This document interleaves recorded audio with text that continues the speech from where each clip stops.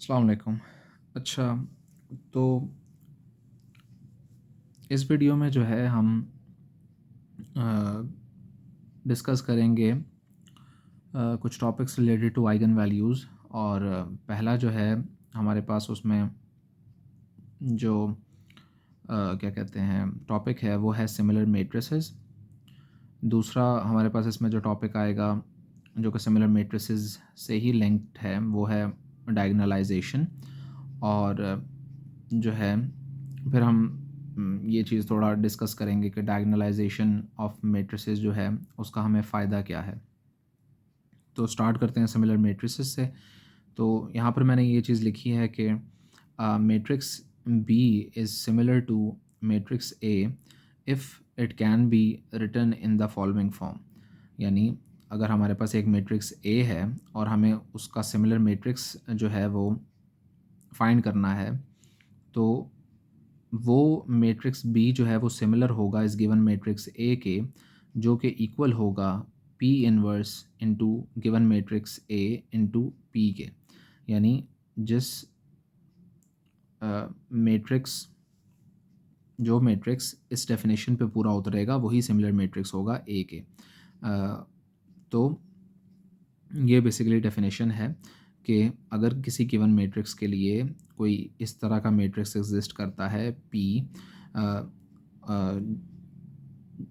के, जिसको इस फॉर्म में लिखने से P inverse into A into P के हमारे पास एक मैट्रिक्स जनरेट होता है, तो फिर हमारे पास वो मैट्रिक्स बी जो है वो सिमिलर मैट्रिक्स कहलाएगा। तो सिमिलर मैट्रिसेस जो हैं उनकी एक प्रॉपर्टी होती है कि उनकी आइगन वैल्यूज़ हमारे पास जो हैं वो क्या होती हैं, सेम होती हैं, लेकिन उनके जो आइगन वेक्टर्स होते हैं वो हमारे पास क्या होते हैं, डिफरेंट होते हैं। अब इस प्रॉपर्टी को जो है वो हम प्रूव करते हैं कि ए और बी अगर सिमिलर मैट्रिसेस हैं तो उनकी आइगन वैल्यूज़ जो हैं वो क्या हैं, सेम होती हैं, लेकिन आइगन वेक्टर्स डिफरेंट होते हैं। तो हम कंसिडर करते हैं कि जो बी हमारे पास मैट्रिक्स है वो उसकी जो आइगन वैल्यू है वो क्या है, लेमडा है। और हम जो है फिर ये चीज़ इस सपोजिशन या इस एजम्पशन को यूज़ करते हुए प्रूव करेंगे कि ए की भी जो आइगन वैल्यू है वो भी लेमडा है, लेकिन ए का जो आइगन वेक्टर है वो एक्स नहीं है। तो क्योंकि हमने जो है वो बी की आइगन वैल्यू जो है वो लेमडा ली है, तो हम जो है वो जो डेफिनेशन हमारे पास होती है वो हम लिखते हैं बी के लिए, यानी B X is equal to lambda X. तो B X is equal to lambda X है, लेमडा बी की आइगन वैल्यू है और एक्स जो है वो बी का आइगन वेक्टर है। और क्योंकि हम जो है वो ये कह रहे हैं कि ए और बी जो हैं वो क्या हैं, सिमिलर मैट्रिसेस हैं, तो बी ज़ाहिरी बात है उस केस में P inverse A into A into P के इक्वल होगा, तो बी की जगह हम लेफ़्ट साइड पे ये चीज़ जो है वो लिख सकते हैं और एक्स एज इट इज़ आ जाएगा, इक्वल टू लेमडा एक्स हो जाएगा। अब क्योंकि हम जो है वो इंटरेस्टेड हैं ए की क्या कहते हैं आइगन वैल्यूज़ और आइगन वेक्टर्स में, तो उसके लिए हम जो है वो इस पी इनवर्स को जो है वो क्या करना चाहते हैं, हम इसको ख़त्म कर देते हैं। अच्छा, तो हम जो है वो जैसे मैंने कहा कि इंटरेस्टेड हैं कि जो ए मैट्रिक्स है जो कि बी से सिमिलर है, तो उसकी हम आइगन वैल्यूज़ और उसके आइगन वेक्टर्स में इंटरेस्टेड हैं। तो हम जो है वो मल्टीप्लाई करते हैं दोनों साइड्स को p के साथ। तो जब हम p से मल्टीप्लाई करते हैं दोनों साइड्स को, तो ये बनता है p into P inverse A P X is equal to P lambda X. तो p इंटू पी इनवर्स हमें ज़ाहिरी बात है क्या देगा, आइडेंटिटी देगा। तो p इंटू पी इनवर्स की जगह हम आइडेंटिटी लिख लेंगे और ये हो जाएगा identity into A into P into X is equal to P lambda X. तो हम क्योंकि इंटरेस्टेड हैं ए की आइगन वैल्यूज़ और आइगन वेक्टर्स में, तो इसको हमने जो है वो somewhat in the form of A into something is equal to lambda into something के लिखना है। सो आइडेंटिटी ज़ाहिर बात है किसी भी मैट्रिक्स से मल्टीप्लाई होती है तो वो हमेशा जो है वो उसी मैट्रिक्स के इक्वल आता है। सो आइडेंटिटी जो है वो कंज्यूम हो जाएगी इसमें, और ये बन जाएगा A P X is equal to P lambda X. तो अगर हम यहाँ पे गौर करें तो ये बेसिकली वही A into X is equal to lambda into X वाली फॉर्म में चीज़ लिखी हुई है। फ़र्क सिर्फ इतना है कि एक्स की जगह आ रहा है पी एक्स, और लेमडा की जगह तो लेमडा ही है।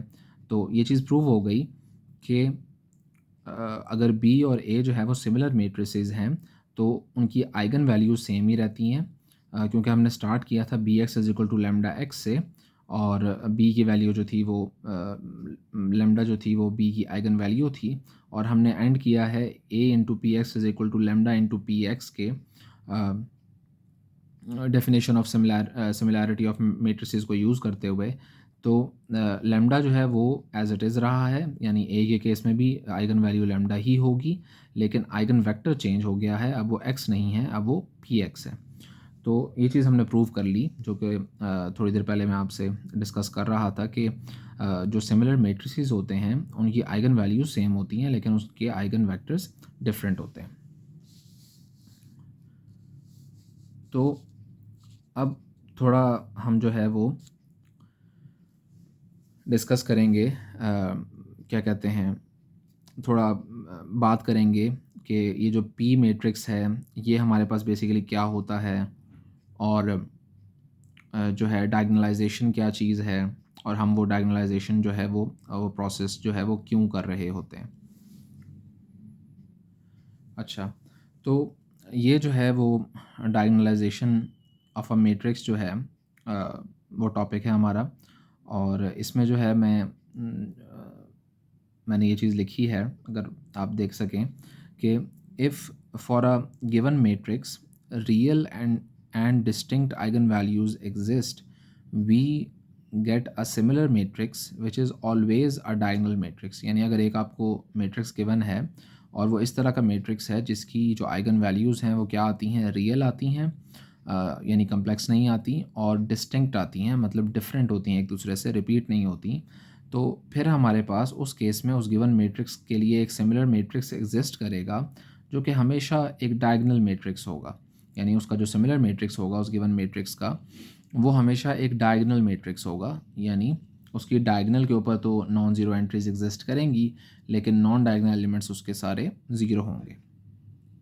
और हम जो है वो यानी डायगोनलाइजेशन जो है उसमें हम क्यों बेसिकली इंटरेस्टेड होते हैं, तो इंटरेस्टेड हम जो है उसमें वो इसलिए होते हैं कि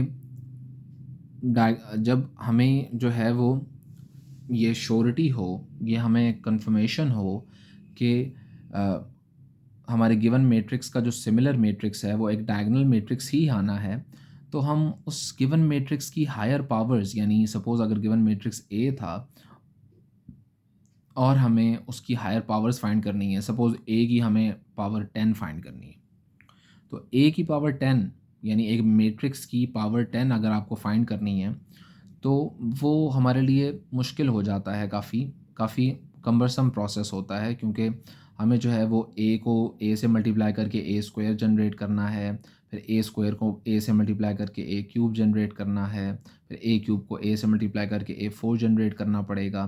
तो मतलब अगर आपने जितनी आपने पावर लेनी होती है उससे एक ऑर्डर कम आपने मल्टीप्लिकेशन करनी होती है। मतलब अगर आपको ए की 10th पावर चाहिए, यानी उस गिवन मैट्रिक्स की 10th पावर चाहिए, तो 9 दफ़ा आपको मल्टीप्लिकेशन करनी पड़ेगी मैट्रिसेस की, जो कि एक बहुत ही लंबा और टायरिंग प्रोसेस होता है। तो उससे उसके मुकाबले में आसान चीज़ ये है कि हम सिमिलैरिटी ऑफ मैट्रिसेस को यूज़ करते हुए जो है वो डायगोनल मैट्रिक्स जो है वो निकाल लें, और उस डायगोनल मैट्रिक्स की हायर पावर निकाल के तो उस हायर पावर को यूज़ करें to find the higher power of our given matrix, क्योंकि एक डायगोनल मैट्रिक्स जो है उसकी हायर पावर फाइंड करना as compare to a non diagonal matrix जो कि हमारा गिवन मैट्रिक्स होगा बहुत आसान होता है। तो अब हम जो है वो स्टेप बाय स्टेप ये सबको देखते हैं। तो what is the advantage of this? तो ये लिखा है मैंने, एडवांटेज ऑफ दिस मतलब एडवांटेज ऑफ डायगोनलाइजेशन। तो we can find the higher powers of the given matrix without actually doing the multiplication। जो बात मैंने ऑलरेडी आपको जो है वो बताई है। तो a is equal to P D P inverse है, d यहाँ पर जो है वो हमारे डायगोनल मैट्रिक्स को शो करता है, क्योंकि हम ये कह रहे हैं कि गिवन मैट्रिक्स हमारा जो है अगर उसकी रियल और डिस्टिंक्ट आइगन वैल्यूज़ एग्जिस्ट करें तो उसके जो उससे जो सिमिलर मैट्रिक्स होगा वो हमारे पास एक जो है वो क्या होगा, वो हमारे पास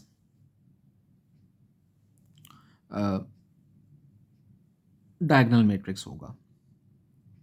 तो A is equal to P D P inverse, जो कि हमारे पास सिमिलैरिटी ऑफ मैट्रिसेस की जो डेफिनेशन है उसको यूज़ करते हुए हमने ये चीज़ लिखी है। A हमारे पास यहाँ पे गिवन मैट्रिक्स है, D हमारे पास एक डायगोनल मैट्रिक्स है जिसकी डायगोनल एंट्रीज़ जो हैं वो क्या होंगी, आइगन वैल्यूज़ होंगी।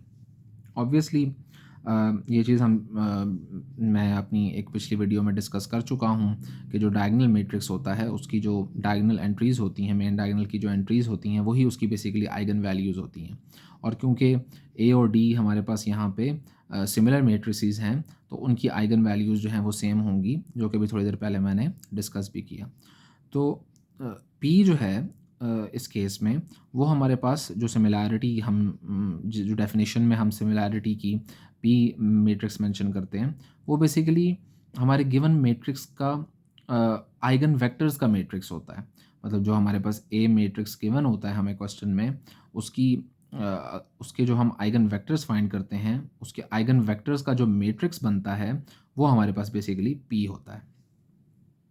तो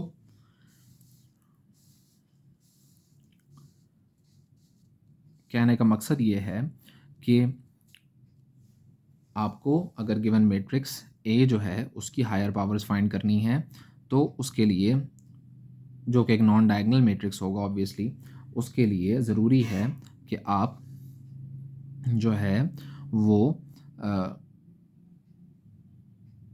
पहले तो ये मेक श्योर करें कि उस गिवन मैट्रिक्स की जो आइगन वैल्यूज़ हैं वो रियल और डिस्टिंक्ट हैं, और अगर वो रियल और डिस्टिंक्ट हैं तो बस फिर आप जो है वो सिमिलैरिटी को यूज़ करके डायगोनल मैट्रिक्स निकाल लें उसका, और डायगोनल यानी उसका सिमिलर मैट्रिक्स निकाल लें जो कि एक डायगोनल मैट्रिक्स होगा, और फिर उसको आप यूज़ करके इसकी हायर पावर फाइंड कर सकते हैं। तो ए स्क्वायर बेसिकली हम लिख सकते हैं ए इंटू ए, और ए हमारे पास ज़ाहिरी बात है हमने ये ऑलरेडी चीज़ डिस्कस की, क्योंकि ए और डी जो हैं वो एक दूसरे के सिमिलर मैट्रिसेस हैं। तो हमारे पास ए की जगह हम लिख सकते हैं पी डी पी इनवर्स, और इनटू ए हमारे पास पी डी पी इनवर्स। तो दोनों मल्टीप्लाई हो जाएंगे तो हमारे पास बनेगा P D P inverse P D P inverse. तो पी इनवर्स इंटू पी जो हमारे पास मिडल में लिखा हुआ है, ये ज़ाहिरी बात है ये मल्टीप्लाई हो के आइडेंटिटी जनरेट करेंगे। तो ये हमारे पास होगा P D I into D P inverse.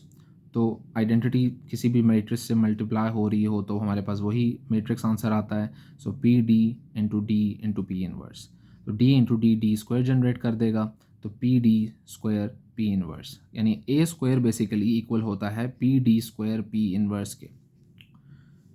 यानी अगर आपको किसी गिवन मैट्रिक्स की पावर सेकेंड पावर जो है वो फाइंड करनी है तो उसके लिए आपको तीन चीज़ें रिक्वायर्ड हैं। आपको उस मैट्रिक्स के सिमिलर जो मैट्रिक्स है डायगोनल मैट्रिक्स उसका स्क्वायर रिक्वायर्ड है, और आपको उस गिवन मैट्रिक्स के आइगन वेक्टर्स का मैट्रिक्स रिक्वायर्ड है जो कि पी है, और उस आइगन वेक्टर्स वाले मैट्रिक्स का इन्वर्स रिक्वायर्ड है जो कि पी इन्वर्स है। तो ए स्क्वायर का फॉर्मूला हो गया P D square P inverse. इसी तरह ए क्यूब का फॉर्मूला होगा P D cube P inverse. तो इससे हमें जो है वो क्या चीज़ पता लगती है कि अगर आपको गिवन मैट्रिक्स ए जो है जो कि एक नॉन डायगोनल मैट्रिक्स है उसका अगर आपको क्या फाइंड करना है, उसकी कोई हायर पावर फाइंड करनी है तो जो है जितनी आपको उसकी पावर फाइंड करनी है उतनी ही पावर आपको उसके सिमिलर डायगोनल मैट्रिक्स की रिक्वायर्ड है। तो हम यहाँ पे मैंने लिखा है कि finding a higher power of a diagonal matrix D is much easier than finding a higher power of a non diagonal matrix A. यानी ये जो डायगोनलाइजेशन का प्रोसेस है इसका हमें यही फ़ायदा है कि ये जो प्रोसेस है ये हमें गिवन मैट्रिक्स का सिमिलर मैट्रिक्स देता है जो कि एक डायगोनल मैट्रिक्स होता है, और वो डायगोनल मैट्रिक्स उसकी हम हायर पावर आराम से फाइंड कर सकते हैं और रिजल्टेंटली गिवन मैट्रिक्स की higher power relatively easily find कर सकते हैं। अच्छा, तो ये प्रोसेस जो है वो हमारे पास मैंने ये जैसे आपसे बात की कि when we find a higher power of a diagonal matrix we just take higher powers of diagonal entries. तो डायगोनल अच्छा, तो हमने देखा पीछे कि अगर हमें कोई हायर पावर फाइंड करनी है गिवन मैट्रिक्स की, तो उसके लिए हमें उसका जो सिमिलर मैट्रिक्स है डायगोनल मैट्रिक्स उसकी हायर पावर रिक्वायर्ड होती है। तो डायगोनल मैट्रिक्स की हायर पावर फाइंड करना बहुत आसान है क्योंकि उसके नॉन डायगोनल एलिमेंट्स तो सारे ज़ीरो होते हैं। बस डायगोनल एलिमेंट्स जो हैं वही हमारे पास एग्जिस्ट करते हैं नॉन ज़ीरो।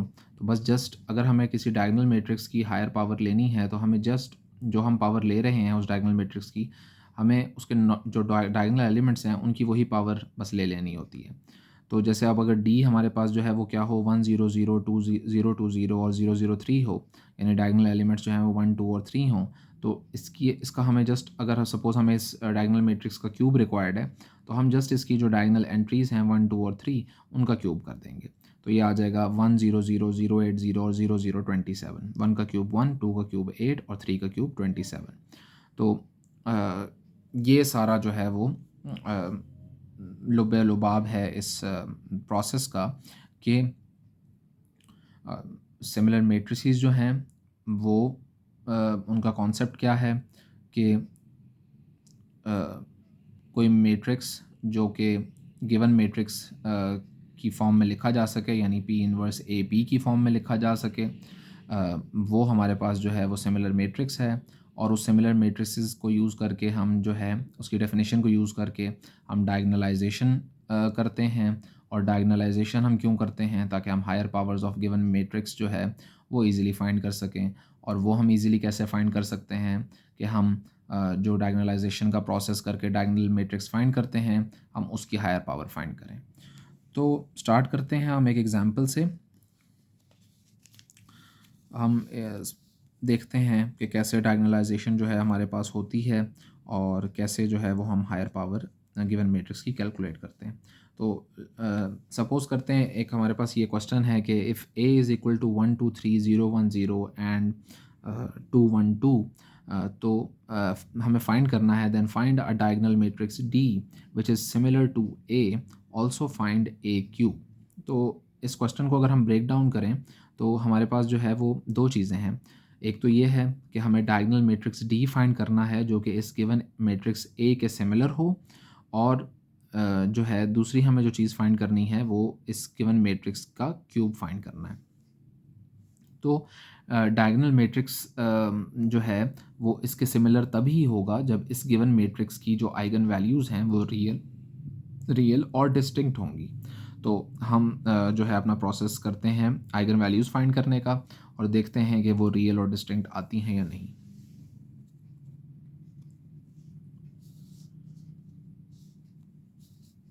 तो वही स्टैंडर्ड जो प्रोसीजर है हमारा फाइंड करने का आइगन वैल्यूज़, तो A minus lambda I into X is equal to zero, वही ए माइनस लेमडा आई हम कैलकुलेट करेंगे। शुरू में ए लिखेंगे माइनस लेमडा और मल्टीप्लाई करेंगे इसको आइडेंटिटी मैट्रिक्स से जो कि है 1 0 0 0 1 0 और 0 0 1। और ज़ाहिर बात है लेमडा जो है वो नॉन डायगोनल जो एंट्रीज़ हैं उनसे मल्टीप्लाई होगा तो ज़ीरो जनरेट करेगा, और डायगोनल एलिमेंट से मल्टीप्लाई होगा तो लेमडा जनरेट करेगा। यहाँ पर हम दोनों मैट्रिसेस को जब सब्ट्रैक्ट करेंगे तो ए माइनस लेमडा आई जो है वो इक्वल आ जाएगा 1 माइनस लेमडा 2 3 0 1 माइनस लेमडा 0 2 1 और 2 माइनस लेमडा की।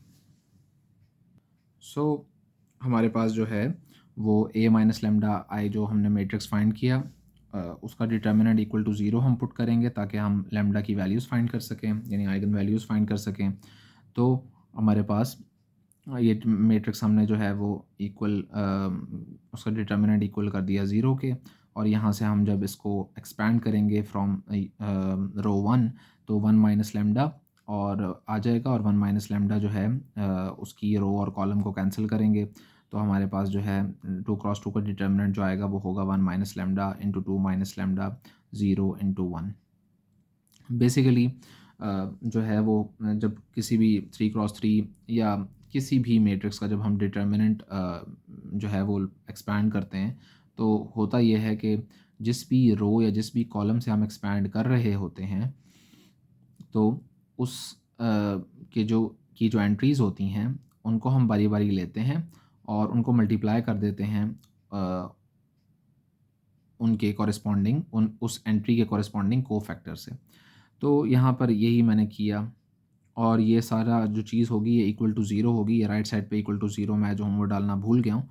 तो वन माइनस लैम्डा जो है वो मल्टीप्लाई होगा one minus lambda into two minus lambda से, और माइनस ज़ीरो इंटू वन जो है वो ज़ीरो हो जाएगा। इसी तरह माइनस टू जो है वो मल्टीप्लाई हो रहा है इस डिटर्मिनेंट से, तो zero into something is zero होता है। इसी तरह माइनस ज़ीरो इंटू टू भी ज़ीरो होता है। इसी तरह plus three into zero into one zero हो जाएगा, और two into one minus lambda minus two into one minus lambda हो जाएगा।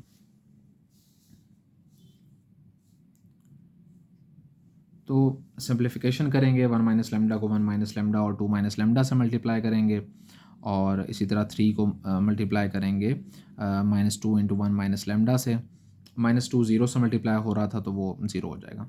तो सिंप्लीफिकेशन के बाद one minus lambda into one minus lambda का होल स्क्वायर जनरेट करेगा, और जो है हमारे पास इंटू टू माइनस लैम्डा आ जाएगा, plus three into minus two plus two lambda आ जाएगा। और जब वन माइनस लैम्डा का स्क्वायर एक्सपैंड करेंगे तो हमारे पास A square plus B square minus two A B हमारे पास फार्मूला यूज़ होगा, और वो आ जाएगा one plus lambda square minus to lambda into two minus lambda plus three into two lambda minus two. अब जो है हम जो दो फैक्टर्स शुरू में हैं उनको मल्टीप्लाई करेंगे, और थ्री को टू लैम्डा माइनस टू से मल्टीप्लाई करेंगे, तो हमारे पास जो है वो क्या आ जाएगा, वन जो है वो टू से मल्टीप्लाई होगा तो टू, इसी तरह वन माइनस लैम्डा से हमारे पास जो है वो मल्टीप्लाई होगा तो आ जाएगा माइनस लैम्डा। इसी तरह यानी इन सब को मल्टीप्लाई करके हमारे पास जो फाइनल एक्सप्रेशन आएगा वो होगा to plus two lambda square minus four lambda minus lambda cube plus two lambda square plus six lambda minus six. और फाइनली हमारे पास जो है जो सिंप्लीफिकेशन के बाद जो एक्सप्रेशन बचेगा, जिसको हम बेसिकली कैरेक्टरिस्टिक पोलिनोमियल भी कहते हैं, वो होगा minus lambda cube plus four lambda square plus lambda minus four equal to zero. अब ये हमारे पास एक क्यूबिक एक्सप्रेशन है, और हमें जो है वो lambda in terms of lambda है ये, और हमें जो है वो लैम्डा की वैल्यूज़ चाहिए क्योंकि हम इंटरेस्टेड हैं लैम्डा की वैल्यूज़ में, यानी आइगन वैल्यूज़ में, और देखना चाहते हैं कि वो जो हैं वो रियल हैं या नहीं, और क्या वो डिस्टिंक्ट भी हैं, सब एक दूसरे से डिफरेंट भी हैं या नहीं। तो माइनस कॉमन ले लेंगे, हमारे पास आ जाएगा lambda cube minus four lambda square minus lambda plus four equal to zero. Minus इधर मल्टीप्लाई हो रहा है, उधर जाकर डिवाइड हो जाएगा, so zero by minus one which is zero. So lambda cube minus four lambda square minus lambda plus four equal to क्या आ जाएगा, ज़ीरो। ये हमारे पास फाइनल जो है वो क्या है, एक्सप्रेशन है, जिसको यूज़ करके हमने वैल्यूज़ फाइंड करनी है। तो अगर आप लेफ़्ट साइड पर गौर करें तो हमें जो है वो एक रूट की ज़रूरत है पहले, जिसको यूज़ करके हम जो है वो इसको रिड्यूस कर सकें इस क्यूबिक पोलिनोमियल को क्वाड्रेटिक पोलिनोमियल में। तो उस एक रूट को फाइंड करने के लिए जो प्रोसेस हम यूज़ करते हैं उसको बेसिकली हम ये करते हैं कि जो कांस्टेंट होता है इस एक्सप्रेशन का, इस पोलिनोमियल का, उसको हम डिवाइड करते हैं लीडिंग कोएफिशिएंट से, और लीडिंग कोएफिशिएंट क्या होता है, जो हाईएस्ट पावर होती है उसका कोएफिशिएंट। तो हाईएस्ट पावर जो है वो यहाँ पे थ्री है, यानी लैम्डा क्यूब है, और लैम्डा क्यूब का जो कोएफिशिएंट है वो क्या है, वन, और कांस्टेंट जो है वो क्या है, फोर। तो कांस्टेंट को हम पी कहते हैं और लीडिंग कोएफिशिएंट को क्यू कहते हैं, और अगर हम पी ओवर क्यू फाइंड करें तो वो आ रहा है फोर, और अब जो है हम देखना चाह रहे हैं रूट, हम फाइंड करना चाह रहे हैं एक रूट जो कि इस पोलिनोमियल को जो है वो सेटिस्फाई करे। तो उसके लिए हमें जो है वो p बाई क्यू के फैक्टर्स लिखने पड़ेंगे। तो 4 के हम फैक्टर्स लिखते हैं जो कि बनते हैं 1 2 और 4, और 1 2 और 4 के साथ जो है वो प्लस माइनस भी हम जो है वो लिखते हैं। तो plus minus 1 plus minus 2 plus minus 4, ये हमारे पास क्या होंगे, नंबर्स होंगे जिनको हम बारी बारी जो है वो इस पोलिनोमियल में पुट करके जो है वो चेक करेंगे, और जहाँ पे हमें ज़ीरो मिल जाएगा तो वही हमारे पास रूट होगा एक इस पोलिनोमियल का। तो जब हम इसमें +1 पुट करते हैं तो लैम्डा क्यूब, लैम्डा की जगह 1, 1 का क्यूब माइनस 4 इंटू लैम्डा की जगह 1, 1 का स्क्वायर माइनस लैम्डा की जगह 1 प्लस 4। तो 1 का क्यूब 1 होता है, 1 का स्क्वायर भी 1 होता है, सो 1 माइनस 4 माइनस 1 प्लस 4, और प्लस 4 माइनस 4 कैंसिल, 1 और माइनस 1 भी कैंसिल, और ये इक्वल टू क्या आ जाता है, 0। तो 1 हमारे पास जो है वो क्या आ गया, इस पोलिनोमियल का जो है वो एक रूट आ गया। तो एक आइगन वैल्यू हमारे पास क्या हो गई, लैम्डा इज इक्वल टू 1। और इस 1 वैल्यू को यूज़ करके हम जो है वो अब बाकी दो जो अपने रूट्स होंगे या जो दो आइगन वैल्यूज़ होंगी वो फाइंड करेंगे। तो आप राइट साइड पे अगर आप देखें तो मैंने सिंथेटिक डिवीजन जो है वो यूज़ की है to find the remaining two roots. तो सिंथेटिक डिवीजन में जो है हम जो है वो कोएफिशिएंट्स लिखते हैं हर पावर के। तो जो हमारे पास पोलिनोमियल होता है तो पोलिनोमियल क्यूबिक है, और उसमें पावर 3 से स्टार्ट हो रही है, तो उसका कोएफिशिएंट क्या है, 1।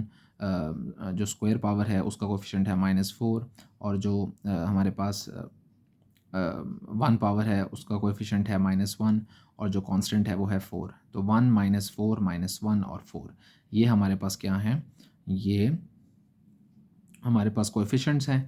और जो है सिंथेटिक डिवीजन में यही होता है कि जो पहला कोएफिशिएंट होता है वो नीचे एज इट इज़ आ जाता है, और जो हमने रूट फाइंड किया होता है p बाई क्यू वाले मेथड से, यानी जो 1 है हमारे पास उसको यूज़ करते हैं हम, और वो हमने बाहर लेफ़्ट साइड पे लिखा है 1, और जो नीचे वाला एलिमेंट है उससे हम इस रूट को मल्टीप्लाई करते हैं और अगली वाली एंट्री में ऐड करते हैं।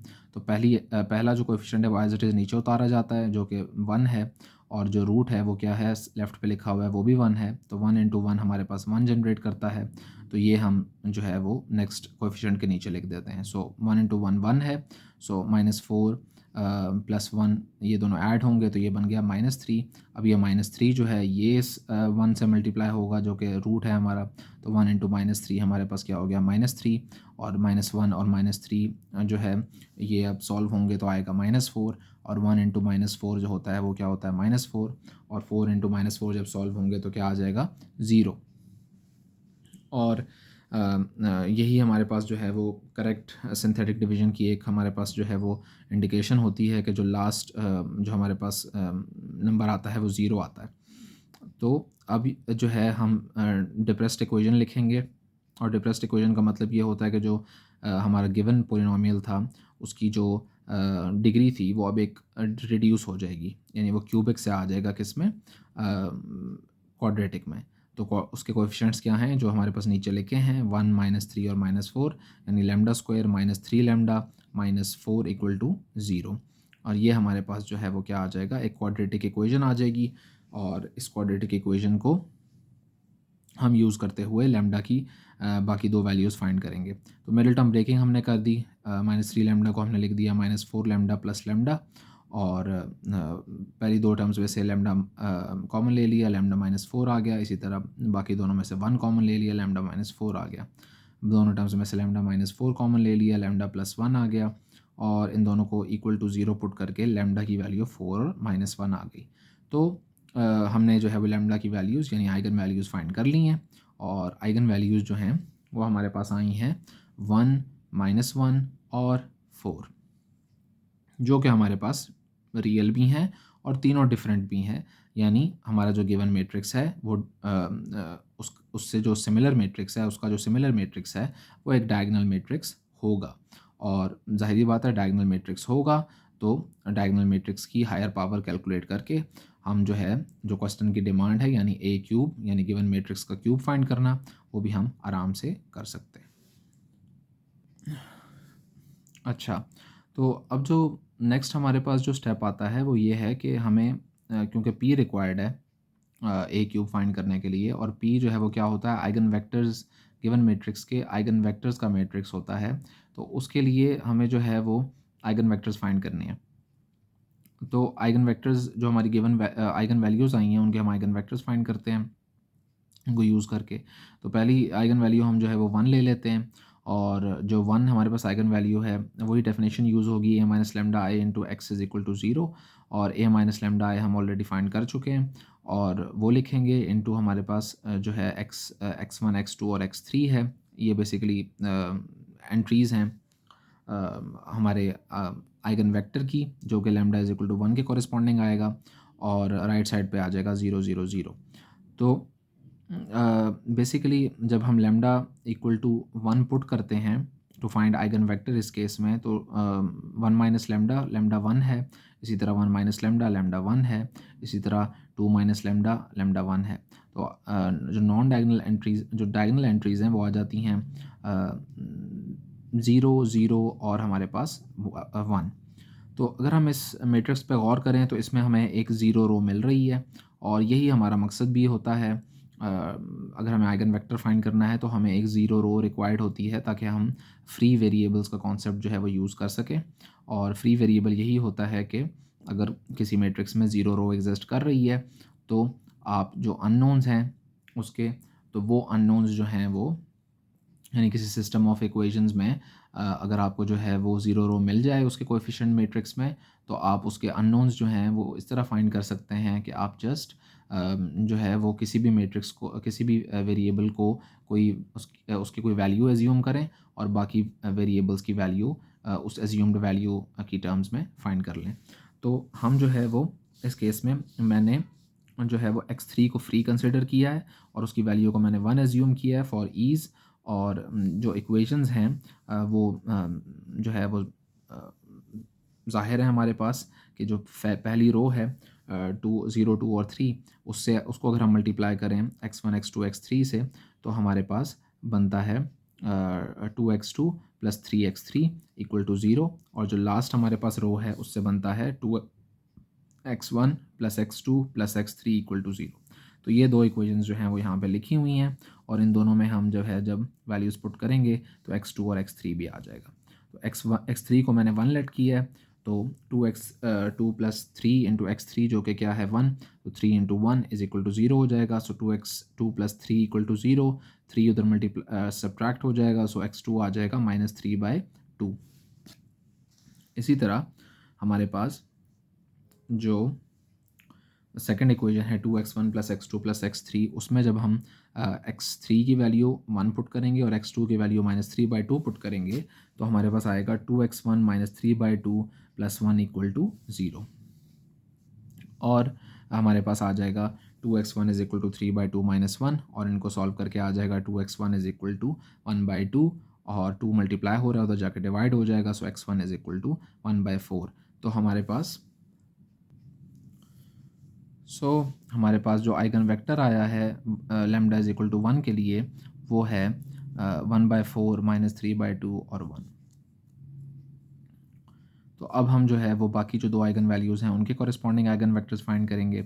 तो लैम्डा इज़ इक्वल टू -1 अब मैं यूज़ कर रहा हूँ, और वही सारा प्रोसेस है कि लैम्डा की जगह जो है वो वैल्यू पुट करो लैम्डा की, जो कि है -1, तो हमारे पास 1 माइनस इंटू -1 हो गया, सेकंड रो में 1 माइनस इंटू -1 हो गया, थर्ड रो में 2 माइनस इंटू -1 हो गया। और हमारे पास जो सिस्टम बनता है रिजल्टेंटली वो होता है 1 + 1 2 3 0 1 + 1 0 2 1 2 + 1। तो फाइनल जो हमारे पास मैट्रिक्स आता है वो है 2 2 3 0 2 0 2 1 3। और हम अब अगर हम इस मैट्रिक्स पे गौर करें, हम क्योंकि x1 x2 और x3 की वैल्यूज़ में इंटरेस्टेड हैं, और उसके लिए हमें जो है वो क्या रिक्वायर्ड है, हमें एक ज़ीरो रो रिक्वायर्ड है। तो ज़ीरो रो यानी हम जो है वो रो रिड्यूस करेंगे इस मैट्रिक्स को 2 2 3 0 2 0 और जो है 2 1 3 को। तो उसके लिए रो रिडक्शन जब हम यूज़ करेंगे, तो मैं जो हूँ वो चाहता हूँ कि मैं जो है ज़ीरो रो एक जनरेट करूं ताकि मैं आसानी से वैल्यूज़ जो हैं वो फाइंड कर सकूं। तो मैं R1 माइनस R3 यूज़ करूँगा, मतलब पहली रो में से थर्ड रो को जो है वो मैंने सब्ट्रैक्ट किया और चेंज आएगा थर्ड रो में। तो फर्स्ट रो में से जब मैं थर्ड रो को सब्ट्रैक्ट करता हूँ, 2 माइनस 2 ज़ीरो बनता है, 2 माइनस 1 1 बनता है और 3 माइनस 3 ज़ीरो बनता है, और वो मैंने थर्ड रो में लिख दिया है। बाकी दो रोज़ को कोई फ़र्क नहीं पड़ेगा, फर्स्ट रो और second row as it is रहेंगे। तो इसी तरह क्योंकि मैं जो है वो ज़ीरो रो में इंटरेस्टेड हूँ, तो थर्ड रो को मैं जो हूँ वो चेंज कर रहा हूँ, तो मैं थर्ड रो को ही ज़ीरो बनाना चाहता हूँ। तो उसका एक जो हमारे पास एलिमेंट रह गया है वो है 1, तो उसको भी मैं ज़ीरो करना चाहता हूँ। तो उसके लिए मैं एक और जो है वो रो ऑपरेशन करूँगा, और वो होगा 2R3 माइनस R2, और रिजल्टेंटली चेंज आएगा R3 में। तो 2R3 मतलब 2 into zero which is zero, 0 minus R2 which is zero, so 0 minus 0 zero. और क्योंकि मैं रो 3 को मल्टीप्लाई कर रहा हूँ हमारे पास 2 से, और उसमें से सब्ट्रैक्ट कर रहा हूँ रो 2 को, तो जो ज़ीरो एलिमेंट्स हैं उन पे कोई फ़र्क नहीं पड़ेगा। जो मिडिल एलिमेंट है रो 3 का वो था 1, और 1 को जब मैं 2 से मल्टीप्लाई करूँगा तो बनेगा 2, और 2 में से जब मैं R2 को माइनस करूँगा वो है 2, तो 2 माइनस 2 हमारे पास क्या दे देगा 0, और इस तरह जो रो 3 होगी वो हमारे पास रो ऑफ ज़ीरोज़ बन जाएगी। तो हमारे पास जब रो ऑफ ज़ीरोज़ आ जाती है तो जो है वो ये होता है कि हम जो है वो फ्री वेरिएबल यूज़ का कॉन्सेप्ट यूज़ करते हुए किसी भी वेरिएबल को एक एज्यूम वैल्यू दे सकते हैं, एज्यूम्ड वैल्यू। तो हमारे पास यहाँ जो मैंने एज्यूम की है वैल्यू, वो x3 की 1 वैल्यू एज्यूम की है, और x3 को मैं फ्री वेरिएबल ले रहा हूँ। अच्छा, तो जो दो इक्वेशंस हमारे पास बनती हैं वो हैं 2x2 equal to zero. Second row को अगर हम मल्टीप्लाई करें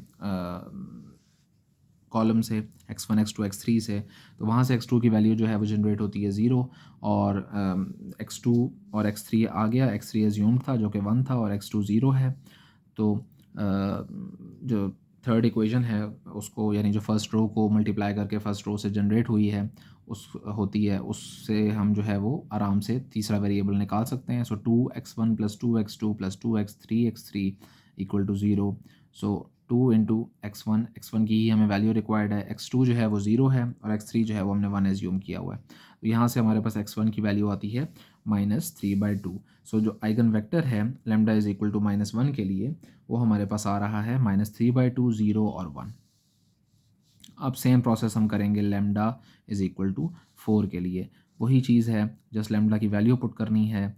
ये हमारे पास मैट्रिक्स जनरेट होता है जब हम जो है वो लैम्डा इक्वल टू 4 लेते हैं। -3 2 3 और 0 -3 0 और 2 1 और -2। और मैं जो हूँ वो आइगन वेक्टर मैंने फाइंड करना है, तो उसके लिए जो है वो मैं ज़ीरो रो जो है बनाना चाहता हूँ इस कोएफिशिएंट मैट्रिक्स में, ताकि मैं जो हूँ वो फ्री वेरिएबल्स का कॉन्सेप्ट यूज़ कर सकूँ। और जो है उसके लिए मैंने रो रिडक्शन यूज़ की है, 3R3 प्लस 2R1, और चेंज आएगा R3 में। तो R1 और R2 पे कोई फ़र्क नहीं पड़ेगा, -3 2 3 0 -3 और 0 ही रहेंगे। R3 जो है जब उसके ऊपर मैं ये प्रोसेस जो है वो अप्लाई करता हूँ, यानी उसके एलिमेंट्स को 3 से मल्टीप्लाई करके R1 के एलिमेंट्स के ट्वाइस मैं ऐड करता हूँ, तो हमारे पास रो 3 जनरेट होती है 0 7 और 0। तो बस ये 7 जो है ये मुझे इसको 0 बनाना है ताकि मैं रो ऑफ ज़ीरोज़ जनरेट कर सकूँ। अच्छा, तो एक और रो ऑपरेशन मुझे करना है ताकि मैं 7 को 0 बना सकूँ, तो वो है 3R3 प्लस 7R2, और चेंज आएगा R3 में। तो हमारे पास रो ऑफ ज़ीरोज़ जनरेट हो जाती है, और उस रो ऑफ ज़ीरोज़ जो है उसको यूज़ करेंगे।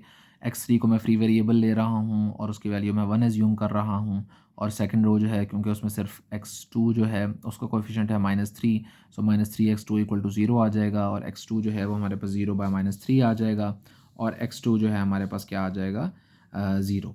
तो जो थर्ड हमारे पास वेरिएबल है, यानी जो x1 है जो हमें फाइंड करना है, वो उस इक्वेशन से फाइंड होगा जो कि हम फर्स्ट रो को x1 x2 x3 वाले कॉलम से मल्टीप्लाई करके जनरेट होती है, और वो है -3x1 plus 2x2 plus 3x3 equal to 0। तो हमारे पास x3 की वैल्यू 1 एज्यूम की हुई है हमने, x2 0 आया है। उन दोनों को यूज़ करते हुए जो हमारे पास x1 की वैल्यू आती है वो है 1। तो आइगन वेक्टर जो हमारे पास आ रहा है लैम्डा इज इक्वल टू 4 के केस में वो है 1 0 और 1। और अगर हम आइगन वेक्टर्स का मैट्रिक्स जो है वो लिखें तो पहले मैंने लैम्डा इज इक्वल टू जो है वो 1 के लिए लिखा है, वो आइगन वेक्टर था 1/4 -3/2 और 1। फिर मैंने लैम्डा इज इक्वल टू -1 के लिए लिखा है और वो हमारे पास आइगन वेक्टर था -3/2 0 और 1। और फिर मैंने थर्ड जो लैम्डा इज इक्वल टू 4 के लिए लिखा है आइगन वेक्टर वो है 1 0 और 1।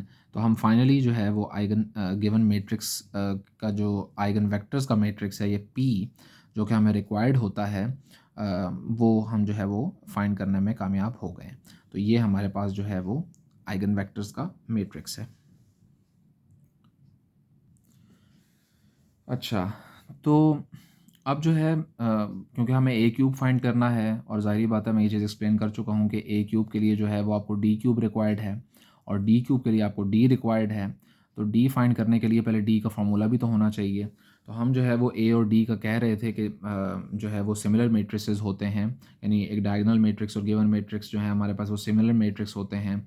उस केस में जब हमारे पास आइगन वैल्यूज़ जो हैं वो रियल और डिस्टिंक्ट आती हैं और वो हमारे इस गिवन क्वेश्चन में जो हैं वो आ गई हैं और पी भी हम फाइंड कर चुके हैं।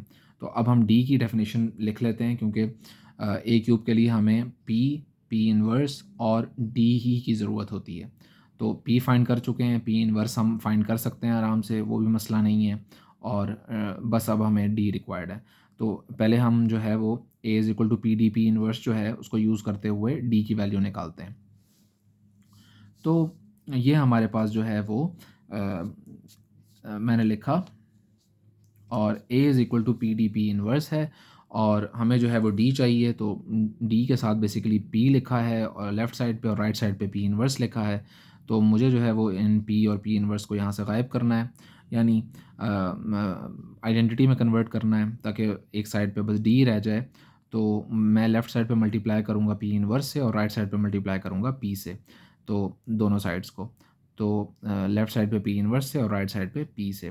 तो लेफ़्ट साइड पे आ जाएगा P इनवर्स ए पी और राइट साइड पे आ जाएगा P inverse P D P inverse P. तो P इनवर्स P हमारे पास आइडेंटिटी देगा, इसी तरह P इनवर्स P भी आइडेंटिटी देगा। तो identity into D into identity जो कि D के इक्वल है, सो D आ जाएगा P इनवर्स ए पी के। तो इस डायगोनल मैट्रिक्स के लिए हमें क्या चाहिए, हमें जो है वो गिवन मैट्रिक्स चाहिए, हमें P चाहिए और P का इन्वर्स चाहिए। तो गिवन मैट्रिक्स हमें पता है, गिवन मैट्रिक्स का कि आइगन वेक्टर्स का जो मैट्रिक्स है P वो भी हम निकाल चुके हैं। तो बस अब हमें जो है वो उसका इन्वर्स चाहिए और हमारे पास D निकल आएगा सिंपली इनको मल्टीप्लाई करके। तो D हमारे पास जो है वो क्या होगा, D हमारे पास होगा P इनवर्स, ये मैंने फाइंड किया है। फाइंड जो है वो आप कर सकते हैं, 3x3 का मैट्रिक्स जो है उसका इन्वर्स फाइंड करना ऐसा कोई मुश्किल चीज़ नहीं है और इस पे मेरी एक वीडियो भी मौजूद है। तो क्या कहते हैं वो आता है P इनवर्स आता है 0 -2/3 0 और -2/5 और 2/5 और 2/5 और 7/15 और 3/5। A जो है वो 1 2 3 0 1 0 2 1 2 गिवन था और P हमने जो है वो अभी थोड़ी देर पहले फाइंड किया है, वो है 1/4 -3/2 1 और -3/2 0 0 और 1 1 और 1। बाकी अब जो है वो हम सिंपल मैट्रिक्स मल्टीप्लिकेशन हमें रिक्वायर्ड है। तो क्या कहते हैं, पहले मैट्रिक्स को मैं एज इट इज़ लिख रहा हूँ और सेकंड और थर्ड मैट्रिक्स को मैं मल्टीप्लाई कर रहा हूँ। तो मैट्रिक्स मल्टीप्लिकेशन में जो है वो जस्ट ये करना होता है कि एक रो आप पिक करते हैं और उस बारी बारी आप एक रो पिक करते हैं और उस जो पिक्ड रो होती है उसको आप बारी बारी एक एक कॉलम से मल्टीप्लाई करके जो है वो जो आंसर्स आते हैं उनको आप ऐड करते हैं। सो 1 2 3 मैंने पहली रो पिक की, उसको मैंने पहले कॉलम से मल्टीप्लाई करना है, फिर मैंने उसको दूसरे कॉलम से करना है, फिर उसको तीसरे कॉलम से करना है। सो 1 2 3 को जब मैं पहले कॉलम से करूँगा तो 1 × 1/4 जो कि 1/4 आ जाएगा। फिर इसके सेकंड एलिमेंट यानी 2 को मैं मल्टीप्लाई करूँगा -3/2 से तो -3 आ जाएगा। फिर मैं जो है वो क्या करूँगा, इसके जो थर्ड एलिमेंट है यानी 3, उसको मैं पहले कॉलम के लास्ट एलिमेंट से मल्टीप्लाई करूँगा, तो वो आ जाएगा 1, 3 इंटू 1 विच इज़ 3। तो ये तीनों एंट्रीज़ ऐड हो जाएंगी, 1/4 माइनस 3 प्लस 3। इसी तरह इसी रो को मैं जो है जब मल्टीप्लाई करूँगा सेकंड कॉलम से, तो आ जाएगा -3/2 प्लस 3। इसी तरह जब थर्ड कॉलम से करूँगा तो 1 प्लस 3, और इसी तरह जब सेकंड रो को मैं फर्स्ट कॉलम से करूँगा तो आ जाएगा -3/2, और फिर 0, और फिर 0, और फिर जब मैं थर्ड रो को करूँगा तीनों कॉलम से बारी बारी, तो हमारे पास ये जो यहाँ पे चीज़ें लिखी हैं 1/2 -3/2 प्लस 2/1 -3 प्लस 0 प्लस 2 और 2 प्लस 0 प्लस 2, ये जनरेट हो जाएगा। तो मुझे जो है वो डी चाहिए, और डी के लिए जो है वो मुझे जो है वो सिंप्लीफिकेशन करनी पड़ेगी, और सिंप्लीफिकेशन करने के बाद जो हमारा पहला मैट्रिक्स है वो तो एज इट इज़ रहेगा 0 - 2/3, 0 - 2/5, 1/5, 2/5, 2/5, 7/15 और 3/5। और जो सिंप्लीफिकेशन के बाद आया है यानी जो सेकंड और थर्ड मैट्रिसेस को मल्टीप्लाई करने के बाद जो आंसर आया वो है 1/4, 3/2, 4 और -3/2, 0, 0, 1, -1 और 4। और फिर हमारे पास जो है वो जब मल्टीप्लिकेशन की जाती है इन दोनों मैट्रिसेस की, तो प्रोसेस वही सेम है, और जस्ट जो है वो सिंप्लीफिकेशन हमें चाहिए।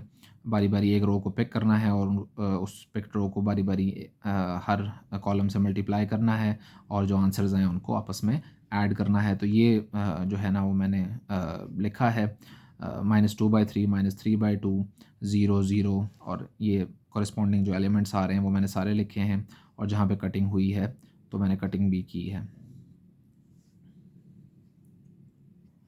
अच्छा, तो डी हमारे पास जो है, जो फाइनल डी आता है सब सिम्प्लिफिकेशन करने के बाद, वो एक डायगोनल मैट्रिक्स है, हम देख सकते हैं वो है 1 0 0 0 -1 0 0 4। नॉन डायगोनल एंट्रीज़ 0 हैं, और डायगोनल एंट्रीज़ 1 -1 और 4 हैं। और अगर हम गौर करें तो ये वही एंट्रीज़ हैं जो कि क्या कहते हैं, आइगन वैल्यूज़ थी किसकी, हमारे पास हमारे गिवन मैट्रिक्स की। और इससे ये चीज़ प्रूव होती है कि जो है जो सिमिलर मैट्रिसेस हैं उनकी आइगन वैल्यूज सेम होती हैं। यही चीज़ हमने शुरू में मैंने जो है वो आपको प्रूव भी करके दिखाई। तो ये डायगोनल मैट्रिक्स क्योंकि सिमिलर है हमारे गिवन मैट्रिक्स के, तो इसकी आइगन वैल्यूज़ भी वही होंगी जो हमारे गिवन मैट्रिक्स की होंगी। तो इसकी आइगन वैल्यूज़ जो हैं वो 1 -1 और 4 हैं, क्योंकि ये एक डायगोनल मैट्रिक्स है, और डायगोनल मैट्रिक्स की एंट्रीज़ जो हैं कि जो आइगन वैल्यूज़ होती हैं वो उसकी मेन डायगोनल की एंट्रीज़ ही होती हैं। तो 1 -1 और 4 इसकी आइगन वैल्यूज़ हैं, और क्योंकि ये सिमिलर था हमारे गिवन मैट्रिक्स के ए के, तो उसकी आइगन वैल्यूज़ भी यही थी। हमने ऑलरेडी जब फाइंड की थी वो यही निकली थी, 1 -1 और 4। तो हमें हमारे कॉन्सेप्ट्स जो हैं वो यहाँ पे जो है वो वेरीफाई भी होते हैं कि so we've got a diagonal matrix which is similar to our given matrix, and we know that for a diagonal matrix diagonal entries are its eigen values. So this diagonal matrix has eigen values 1 -1 and 4 which are same as the eigenvalues of our given matrix A. So it has also been proved that the eigenvalues of similar matrices are same. तो last बस हमारा जो है वो काम रह गया है, वो ये है कि हमें ए क्यूब फाइंड करना है, जो कि क्वेश्चन की डिमांड थी, और जो बेसिकली जो है वो जिसके लिए सब कुछ ये डायगोनलाइजेशन और ये सिमिलैरिटी का कॉन्सेप्ट यूज़ करना, ये सब हमने इसीलिए किया था कि हम जो है वो किसी गिवन नॉन डायगोनल मैट्रिक्स जो है उसकी हायर पावर जो है वो विद ईज़ कैलकुलेट कर सके। तो वही अभी हम ए क्यूब जो है वो कैलकुलेट करने लगे हैं। उसका फार्मूला होगा P D cube into P inverse, और डी क्यूब हमें जो है वो फाइंड करना है। तो डी हम ऑलरेडी फाइंड कर चुके हैं, जस्ट जो डायगोनल एलिमेंट्स हैं उनका क्यूब करेंगे। सो 1 का क्यूब हो गया 1, -1 का क्यूब हो गया -1, और 4 का क्यूब हो गया 64। तो डी क्यूब आ गया। पी इनवर्स हमारे पास मौजूद है, पी हमारे पास मौजूद है, जस्ट अब हमें सिंपल उन तीनों की मल्टीप्लिकेशन करनी है, और हमारे पास ए क्यूब जनरेट हो जाएगा। अच्छा, तो ए क्यूब जो है वो क्या है, हमारे पास ए क्यूब है P D cube P inverse. तो पी जो है वो हमारे पास 1/4 -3/2 1 -3/2 0 0 1 1 और 1 था, जो कि हमारे पास क्या है, हमारे गिवन मैट्रिक्स के आइगन वेक्टर्स का मैट्रिक्स है। और फिर हमारे पास डी क्यूब है जो क्या है 1000 माइनस 100064 और फिर हमारे पास पी इनवर्स है जो कि ये लिखा है। तो हम जो है वो क्या करेंगे, हम पहले दो एलिमेंट्स को जो है वो पहले दो मैट्रिसेस को मल्टीप्लाई करेंगे क्योंकि उनमें ज़ीरोज़ काफ़ी ज़्यादा हैं, तो मल्टीप्लाई करना आसान है। तो ए क्यूब जो है वो इक्वल आ जाएगा 1/4 3/2 64 और -3/2 0 0 1 -1 और 64 के, और साथ हमारे पास जो है वो पी इनवर्स जो है वो एज इट इज़ आ जाएगा। और ए क्यूब फाइंड करने के लिए जस्ट अब हमने इन दोनों मैट्रिसेस की मल्टीप्लिकेशन करनी है, और ये जो है वो मैंने उनको मल्टीप्लाई करके यहाँ पे जो है वो लिखा हुआ है। और सिंप्लीफिकेशन के बाद जो है वो हमारे पास ये जो है वो मैट्रिक्स आता है -3/5 + 128/5 -1/6 + 3/10 + 448/15 और 3/5 + 192/5 और 010 और 2/5 + 128/5 और -2/3 -1/5 + 448/15 और -2/5 + 192/5। और जो हमारे पास मैट्रिक्स है वो है 125/5 30 195/5 010 और 130/5 और 29 और 190/5। तो ए क्यूब जो है ये हमारे पास आ जाएगा, और जो फाइनल ए क्यूब है वो उसकी वैल्यू है 25 30 39 0 10 26 29 और 38। तो ये हमने जो है वो डायगोनलाइजेशन को यूज़ कर लिया और उससे हमने हायर पावर कैलकुलेट कर ली अपने गिवन नॉन डायगोनल मैट्रिक्स की। तो यूज़फुल कॉन्सेप्ट है। जो है हमें सपोज़ कोई बहुत ही हायर पावर फाइंड करनी पड़ जाती है, जैसे सपोज़ ए की पावर 10 आपको फाइंड करनी है, तो आप 9 दफ़ा मल्टीप्लाई तो नहीं करेंगे ए को अपने आप से। उससे बहुत बेहतर है कि जो है आप डायगोनलाइजेशन यूज़ करके जो है वो उसको फाइंड कर लें। सपोज़ ए की पावर अगर आपको 100 फाइंड करनी है, तो आप उसको मैनुअली मल्टीप्लाई तो नहीं करेंगे, तो उसके मुकाबले में आसान है कि जो है वो ये वाला प्रोसेस कर लिया जाए।